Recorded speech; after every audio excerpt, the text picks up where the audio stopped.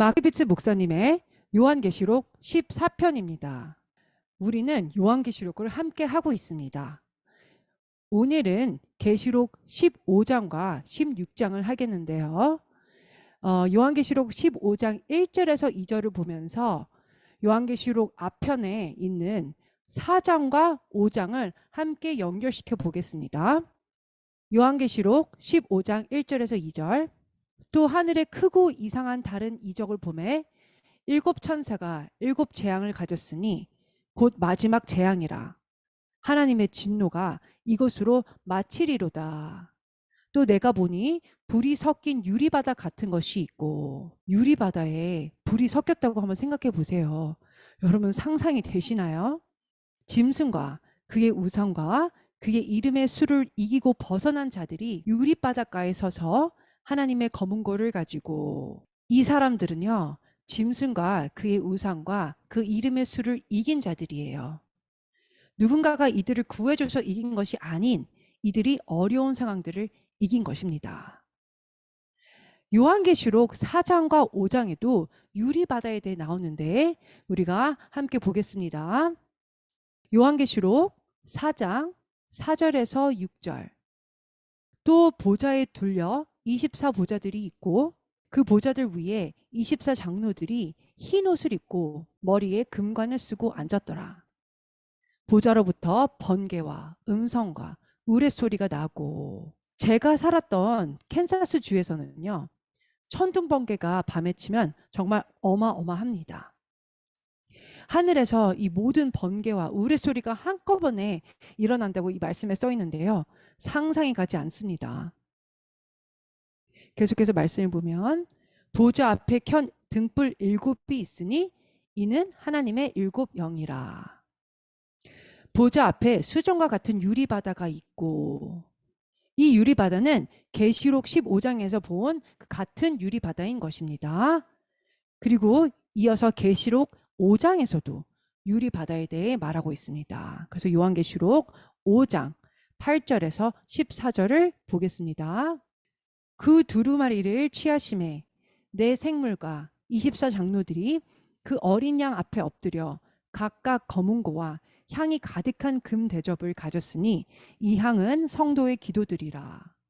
그들이 새 노래를 불러 이르되 두루마리를 가지시고 그 인봉을 떼기에 합당하시도다.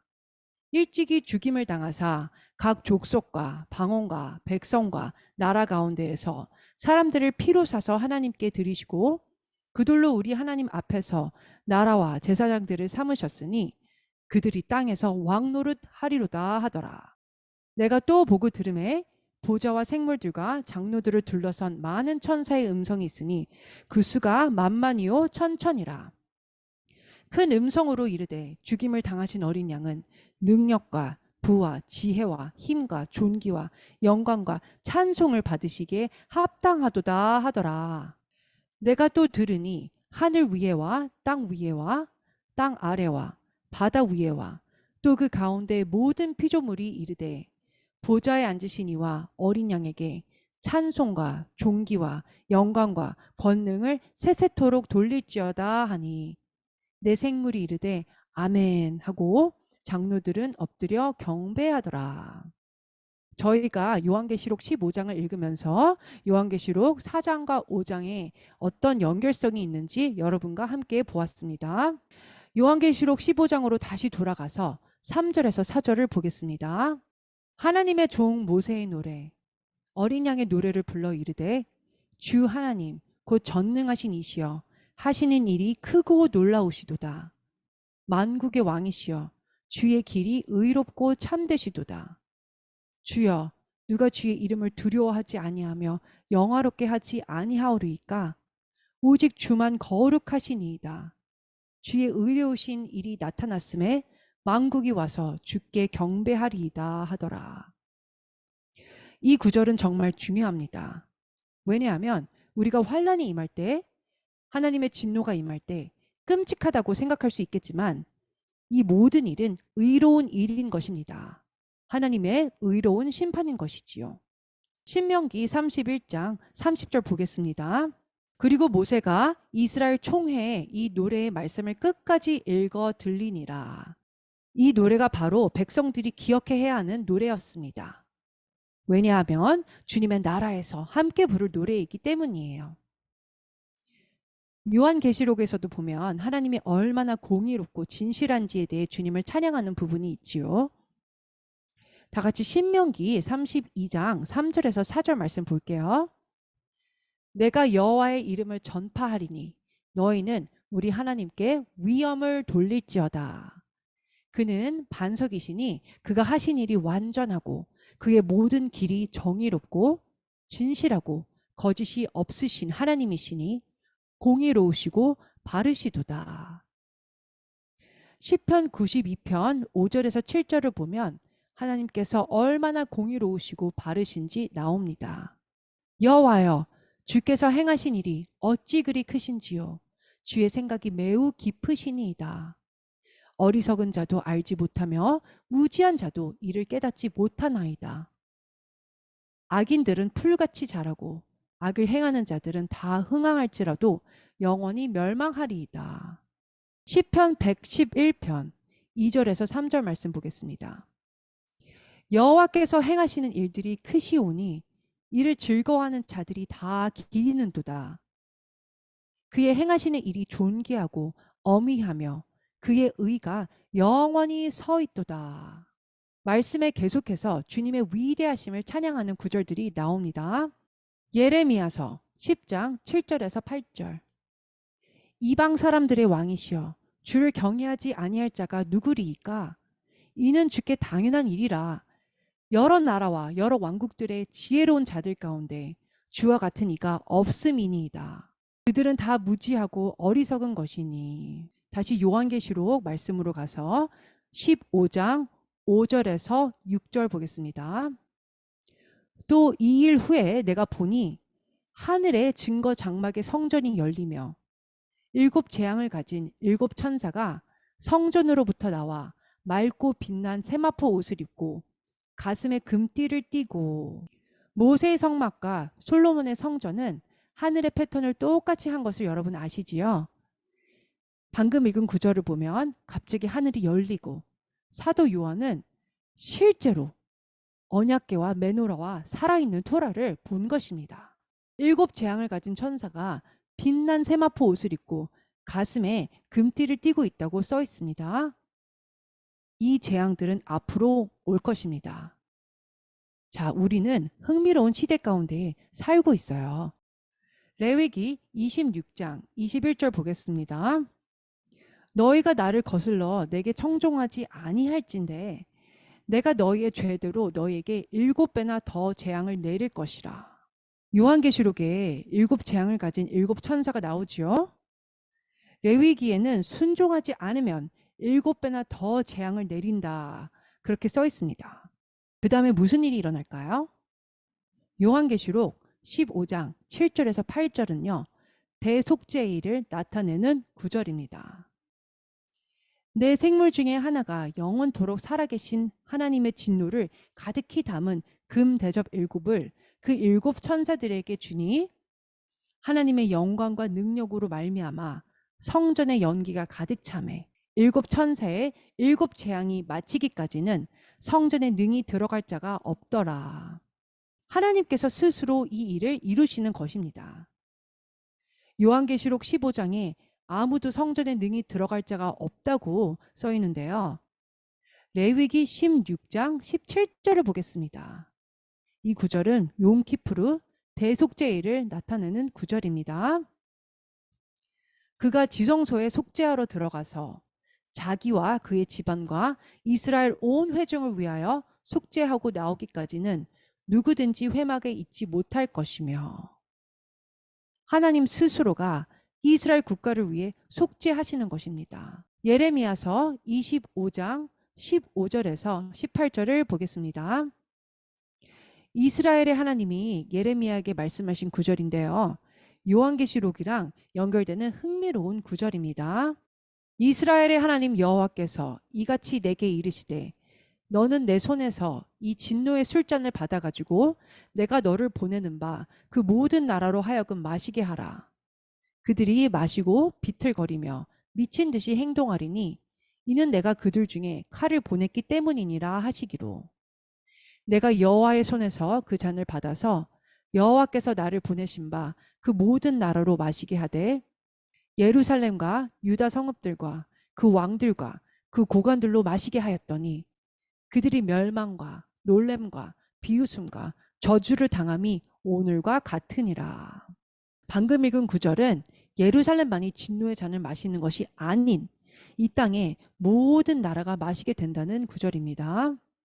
요한계시록 16장 1절에서 2절 보겠습니다. 또 내가 들으니 성전에서 큰 음성이 나서 7 천사에게 말하되 너희는 가서 하나님의 진노의 7 대접을 땅에 쏟으라 하더라. 첫째 천사가 가서 그 대접을 땅에 쏟음에 짐승의 표를 받은 사람들과 그 우상에게 경배하는 자들에게 악하고 독한 종기가 나더라. 이 구절을 읽으니 출애굽기 9장 8절에서 9절이 생각이 나네요. 여호와께서 모세와 아론에게 이르시되 너희는 화덕의 제 2 움큼을 가지고 모세가 바로의 목전에서 하늘을 향하여 날리라. 그 재가 애굽 온 땅에 티끌이 되어 애굽 온 땅의 사람과 짐승에게 붙어서 악성 종기가 생기리라. 출애굽기에 악성 종기가 생기는 것을 우리가 보게 되는데요. 요한계시록에서도 악성 종기가 생기는 것을 또한 보게 되죠. 신명기 28장 35절 보겠습니다. 여호와께서 순종하지 않으면 내 무릎과 다리를 쳐서 고치지 못할 심한 종기를 생기게 하여 발바닥에서부터 정수리까지 이르게 하시리라. 심한 종기가 무릎과 다리에 생겨서 걷지 못하게 된다면 어떨까요? 그래서 우리가 첫 번째 재앙은요, 육신에 대한 재앙인 것을 알 수 있습니다. 요한계시록 16장 3절에는 바다에 대한 재앙이에요. 둘째 천사가 그 대접을 바다에 쏟음에 바다가 곧 죽은 자의 피같이 되니 바다 가운데 모든 생물이 죽더라. 출애굽기에 나온 재앙이 또 연결이 되네요. 출애굽기 7장 19절 여호와께서 또 모세에게 이르시되 아론에게 명령하기를 내 지팡이를 잡고 내 팔을 애굽의 물들과 강들과 운하와 못과 모든 호수 위에 내밀라 하라. 그것들이 피가 되리니 애굽 온 땅과 나무 그릇과 돌그릇 안에 모두 피가 있으리라. 첫 번째 재앙은 사람의 육신에 생겼지만 두 번째 재앙은 바다에 임하는 것을 볼 수 있습니다.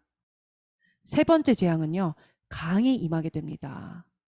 그래서 바다에만 재앙이 임하는 게 아닌 강물이 소금물이든 민물이든 하여튼 강물에 세 번째 재앙이 임하게 되는 것입니다. 요한계시록 16장 4절에서 5절 셋째 천사가 그 대접을 강과 물 근원에 쏟음에 피가 되더라.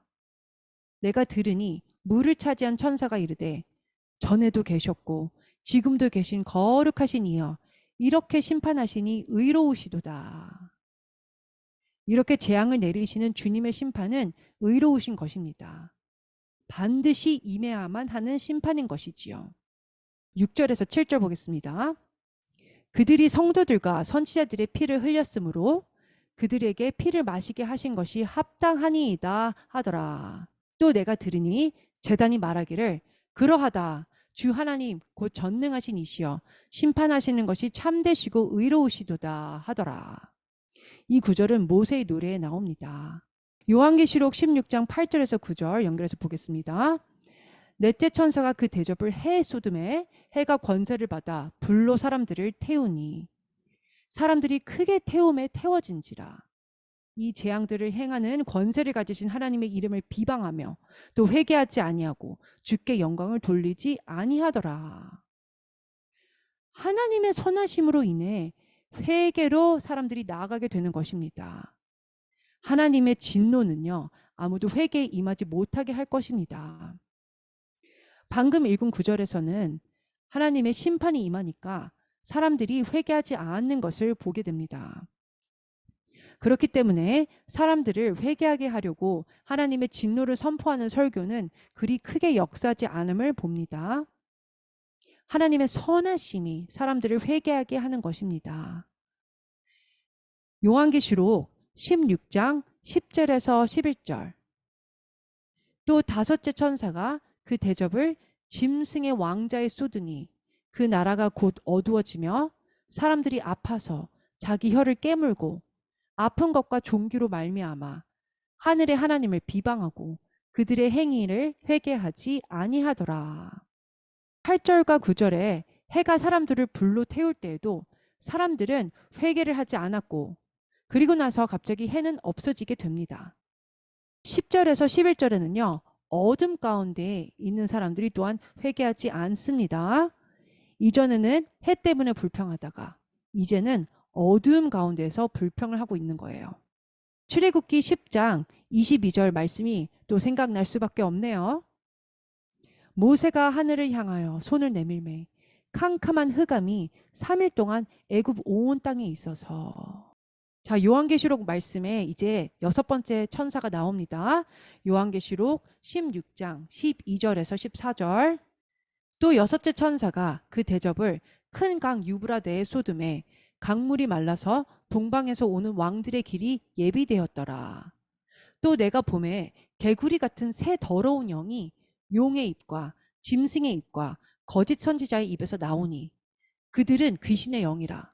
이적을 행하여 온 천하 왕들에게 가서 하나님 곧 전능하신 이의 큰 날에 있을 전쟁을 위하여 그들을 모으더라. 방금 읽은 구절에서 용은 사탄이지요. 그래서 용과 짐승과 거짓 선지자가 나오는데요. 이들은 이적을 다 행합니다. 그렇기 때문에 기적만을 우리가 따라가면 안 되는 것입니다. 이 거짓 선지자는 모든 이적들을 행하게 될 것입니다. 신명기 13장 1절에서 3절을 보겠습니다. 너희 중에 선지자나 꿈꾸는 자가 일어나서 이적과 기사를 내게 보이고 그가 내게 말한 그 이적과 기사가 이루어지고 너희가 알지 못하던 다른 신들을 우리가 따라 섬기자고 말할지라도 너는 그 선지자나 꿈꾸는 자의 말을 청종하지 말라. 이는 너희의 하나님 여호와께서 너희가 마음을 다하고 뜻을 다하여 너희 하나님 여호와를 사랑하는 여부를 알려하사 너희를 시험하심이니이다. 여러분은 기적을 따를 것인지 하나님을 사랑해서 하나님을 따를 것인지의 여부를 결정하셔야 하는 것입니다. 거짓 선지자들이 모든 종류의 기적들을 행하게 될 거예요. 그래서 우리는 기적만을 따르지는 않은 것입니다. 열왕기상 22장 21절에서 23절 보겠습니다. 한 영이 나와 여호와 앞에 서서 말하되 내가 그를 꾀겠나이다. 여호와께서 그에게 이르시되 어떻게 하겠느냐. 이르되 내가 나가서 거짓말하는 영이 되어 그의 모든 선지자들의 입에 있겠나이다. 여호와께서 이르시되 너는 꾀겠고 또 이루리라. 나가서 그리하라 하셨은즉. 이제 여호와께서 거짓말하는 영을 왕의 이 모든 선지자의 입에 넣으셨고 또 여호와께서 왕에 대하여 화를 말씀하셨나이다. 우리는 거짓 선지자와 참 선지자를 분별해야 하겠습니다. 요한계시록 16장 15절에서 16절로 우리 요한계시록 돌아가서 보겠습니다. 이 구절이 정말 중요한데요. 왜냐하면 하나님께서 거짓 선지자가 기적과 이사를 보인다고 했잖아요. 이들은 모든 거짓과 또한 가짜 뉴스도 알리게 될 것입니다. 그리고 나서 주님께서 뭐라고 하시는지 들어보세요. 계시록 16장 15절에서 16절. 보라, 내가 도둑같이 오리니 누구든지 깨어 자기 옷을 지켜 벌거벗고 다니지 아니하며 자기의 부끄러움을 보이지 아니하는 자는 복이 있도다. 해 영이 히브리어로 아마겟돈이라고 하는 곳으로 왕들을 모으더라. 중요한 사실은 하나님께서 그분의 백성들에게는 도둑같이 임하지 않습니다. 악한 자들에게 도둑같이 임하시는 것이지요. 이 사실은 너무 중요합니다. 데살로니가 전서 5장에 주님께서 재림하실 때 깨어있는 교회에게는 도둑처럼 임하지 않는다라는 것이 써있지요. 여러분들은 그것을 아셔야 합니다. 요한계시록 16장 17절에서 18절. 일곱째 천사가 그 대접을 공중에 쏟음에 큰 음성이 성전에서 보좌로부터 나서 이르되 되었다. 자, 영어로는 it is done 이라고 합니다. 되었다 하시니 번개와 음성들과 우레소리가 있고 또 큰 지진이 있어 얼마나 큰지 사람이 땅에 있어 온 이래로 이같이 큰 지진이 없었더라. 얼마나 많은 분들이 지진을 경험하신지는 모르겠지만 저는 2번 정도 큰 지진을 경험해 봤고요. 와, 그 상황은 정말 두려웠습니다. 이사야서에 보시면 정말 큰 지진이 일어나서 모든 벽이 다 무너졌다고 써 있습니다. 방금 읽은 구절의 지진도 정말 큰 지진이지요. 이 땅 가운데 큰 지진이 임할 시간이 올 것입니다. 스가랴서 14장 3절에서 4절. 그때 여호와께서 나가사 그 이방 나라들을 치시되 이왕의 전쟁 날에 싸운 것 같이 하시리라. 그날에 그의 발이 예루살렘 앞 곧 동쪽 감람산에 서실 것이요. 감람산은 그 한 가운데가 동서로 갈라져 매우 큰 골짜기가 되어 산 절반은 북으로 절반은 남으로 옮기고. 제가 믿기로는 요한계시록에 나오는 큰 지진이 바로 이때인 것을 믿습니다. 스가랴서 14장에 주님의 발이 감람산에 머물 때 땅이 크게 갈라지게 되거든요. 정말 큰 지진일 것입니다. 다시 요한계시록 16장으로 돌아가서 16장 19절에서 21절.